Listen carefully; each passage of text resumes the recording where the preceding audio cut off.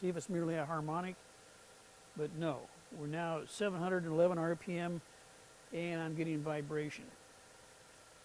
Could I turn at that speed and cope with the vibration? Yes, I can. But why do I want to cope with a situation that I can improve merely by taking off some mass? So I'm going to be running at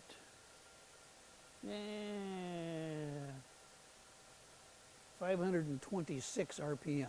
It's a good number. Start the cutting process. When you look over the top of your tool, the line you see here is the bevel. The bevel goes all the way around the tool. That part of the tool which has been ground to create the edge is called the bevel. You, the turner, have complete control of the tool when that bevel is in contact with the wood.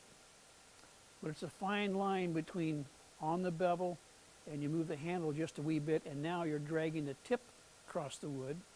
You've gone from being a controlled cut with a gouge, now you're kind of hanging on for the ride and it's a scraper.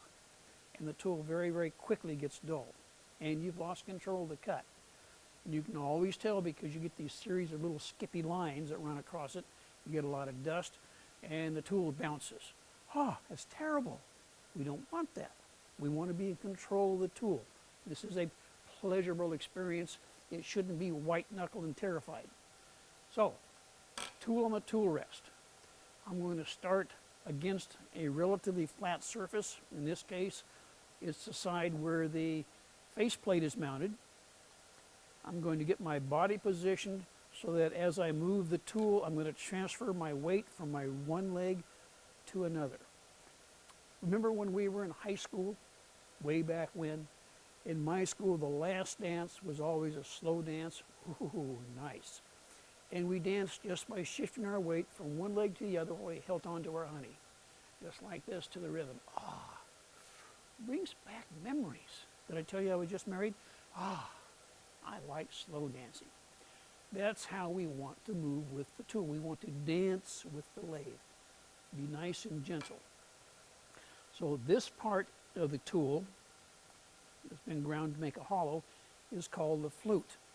The flute should face in the direction of travel of the tool.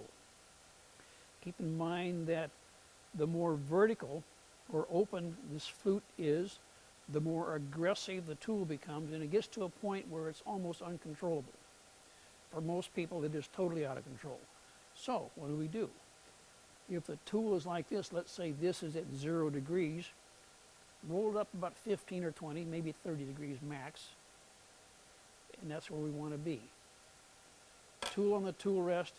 I've got the tool handle on my hip. The handle is down. The bevel that I can see is parallel with the lathe. We're not chasing after the wood. I want to create a line with the tool. Let the wood come to the tool. Don't chase after the wood. And I'm going to slowly introduce the cut. And how much wood am I going to take off? Well, I'm going to take off maybe 1/8 of an inch on this face. Slowly introduce the tool. Notice that my hand is against the tool rest, not holding way out here. If I hold out here, the tool is going to go in and out and I don't have control of it. Here, I have control of the tool. Except slowly introduce the cut.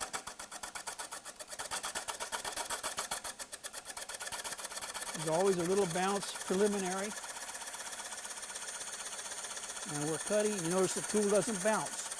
If I push against the wood, it's going to bounce. If I push ahead in this direction, the tool is going to bounce. But this way, there's no, I mean, look at this, fingertips. Special thanks to Soren Berger for showing me this technique many years ago. One thing we need to do is kind of glance up at the line we're cutting. Is the line going downhill? Is it going uphill or is it going parallel? If the line is going downhill, that means I need to bring the end of the handle back slightly. If it's going the other way, bring the handle forward. If it's parallel, leave it alone. This cut is going rather well. It will probably take oh, 2 or 3 passes before this piece of wood is round. Again, this cut, I'm on the bevel. I can look over the top of the tool and see the bevel is rubbing the wood. Let's just stop for a moment and look at what happens if you do it wrong. So I'm going to back up. I'm going to bring the handle forward so that only the tip is in contact with the wood.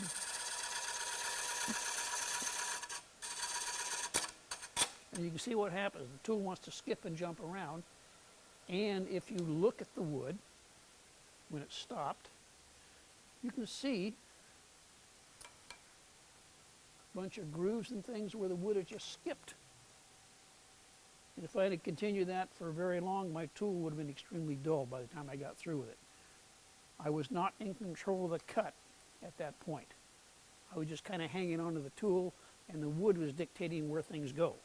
Remember, as wood turners, we want to inflict our will upon the wood. And usually, 99% of the time, we win because we're in control of the situation. So let's go back and kind of clean up that nastiness I just created. Do it the same way. Introduce the cut slowly. Bring the tool ahead, let it advance.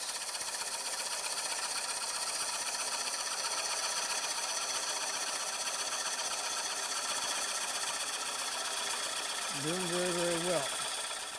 Now, did anybody notice I'm doing something unsafe? Oh, you did. Good for you. What I'm doing that's unsafe is eye protection. Although my lenses are polycarbonate and ANSI certified and everything else, I'm still in a bit of a danger because this is what they call chippy wood. You can see flakes coming off. Actually, those can come up underneath the lens and get into my eye. I've had it happen. So what I'm going to do is put on some face protection. Don't go away. I'll be right back. Okay, now I've got full protection on. This is really cool. It's bubble. It doesn't fog up. Wood chips can't come up under here and then get into my eyes. So now I'm fully protected. Back to the cut. And this cut goes slowly. Very slowly. I'm creating a line, letting the wood come to the line. In some areas, I'm only cutting maybe a 1/16 of an inch of wood. In other areas, it's almost a 1/2 inch thick. You can hear it go from thick to thin. Remember, I'm creating a line and letting the wood come. So it's cutting thick, cutting thin. I'm being very gentle with the cut. I don't want to force things.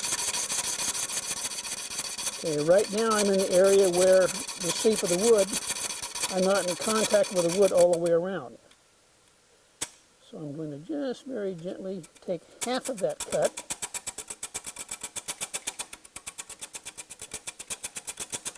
and just do little kisses, peel off these big lumps that are hanging out here. Make the wood just a little bit more round. Make sure the cut goes all the way past the wood. Come back, pick up the cut again from where I was. Just gently, notice the tool is not jumping and bouncing around. I'm creating a line, not chasing after the wood. And we're almost done with this first cut. Looking better, looking better, looking better. And just ease off the end slowly. If you don't slow down when you get to the end, you have a tendency to go whoop. That can be embarrassing, especially if somebody's watching. Let's take a look and see what we've got.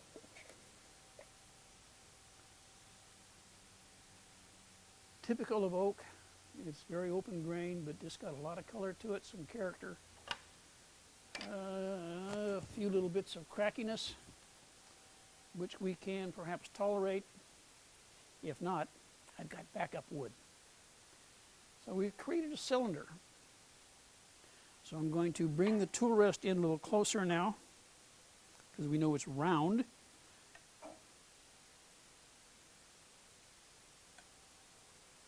That's good.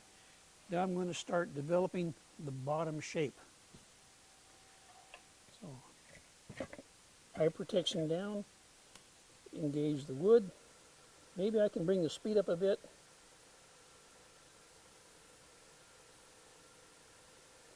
So I brought it up another 200 RPM. We're now 668. To start developing the bottom shape, I'm going to first start cutting just a line across the corner. Just like that. I make several cuts like that. These are what are called interrupted cuts, in that we're not always in contact with the wood. But if I'm on the bevel, the wood and the tool just meet, and the tool glides across the wood. And you can look at this profile up here. You can see I'm cutting a straight line. So I'm going to start another cut back over here. One more cut over here. And then we can start creating a curved shape.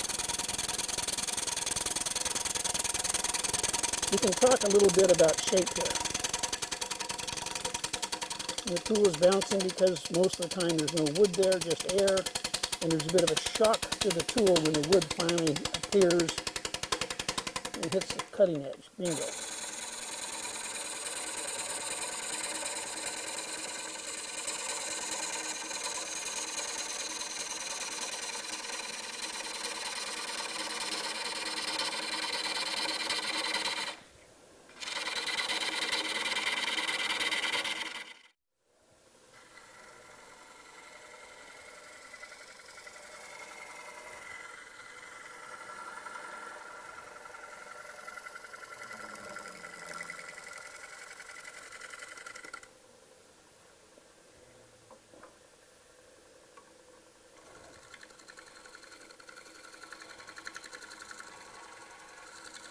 We've roughed in the outer shape, the bottom, and a flare for a kind of a pedestal foot. But now I need to create a tenon. We're going to have to turn this thing around and hold on to it. So the first thing I want to do is flatten this area out a bit. Remember, it's not flat, so it's going to be bouncing around. A little bit of noise. We're cutting directly into end grain twice each revolution, so there's going to be some dust. Come down a little bit more. I'm looking for some solid wood. Diameter is going to be about 2.5, 3 inches, which is about that, I think. A little bit more. Notice I'm doing all of this with the bowl gouge, the one with the 60 degree on the nose, and long swept back wings with a narrow nose. And that's what happens when you get a catch. Even though a gentle catch, let me take a look and see at my shape. I think I've got a little dovetail shape to it, which I need to clean up. But beyond that, it looks pretty good. Notice this area right here. I would rather not have that as part of the bowl. So to get rid of this, I've either got to take this down this way or reduce this diameter a bit. I think I'll just reduce the height of this, which I can do later on. We'll just keep that in mind. I'm going to refine this a little bit more. Remember I mentioned that there was another tool we could use besides the gouge. That tool is a badan. Badan looks like this. As used by the originators, the French, it's on its back. It's used for spindle turning and used just like a skew, like this. And it does a beautiful job. I'm amazed at what they can do with this. Again, because the British and the French get along so very well, the French refuse to use a skew, and the British will use this, but they'll turn it over and use it as a scraper, just like this. The good news is, it's the exact size that you want for your tenon. It's 3/8 of an inch wide. This is 90 degrees, so it's easy to do. We can either come in like this, or we come in on the side. Make sure you're dead flat on the tool rest.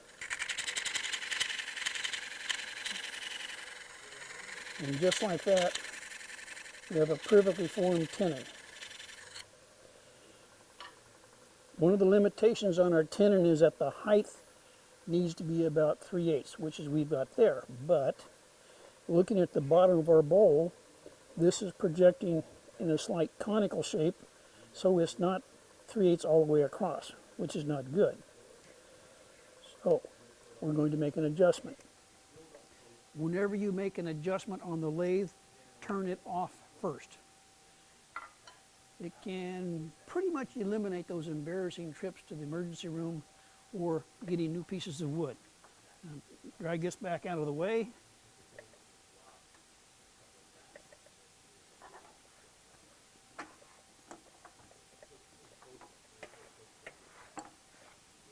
Now I can flatten the bottom off a bit.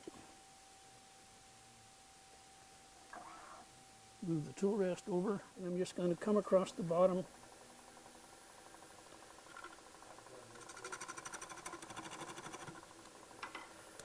Tool rest height is off a little bit, so I'm going to adjust that. Stop the lathe.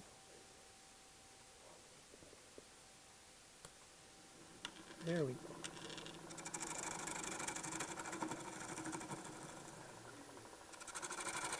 All I'm doing now is just roughly flattening this out.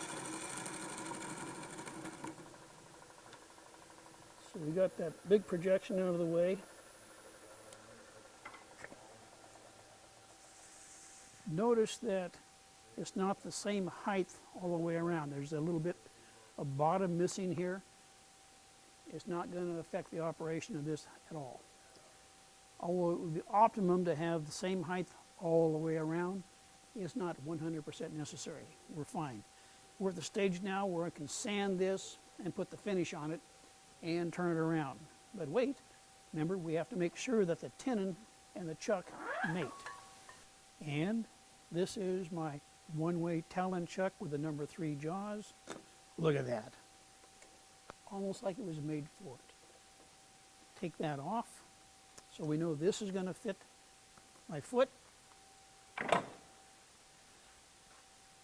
At this point, sand it and put the finish on it. I sand a 400, and my oil of choice, and I prefer oils, would be walnut oil. But you can use boiled linseed oil, you can use tung oil, you can use waterlocks, whatever your heart desires, because you are the artist. Because this is a species of oak, it also can be fumed. It is given a chemical treatment which will really darken it down, or after sanding, you can apply liming wax or black shoe polish and then buff it back off, and it really changes the texture or look of your bowl. And it's all food grade, food safe, you're good to go. So now we have our bowl. Our bottom of our bowl is going to be on a OG shaped pedestal. This is going to be taken off later on. So let's turn this around and get started on phase 2. Are we filming?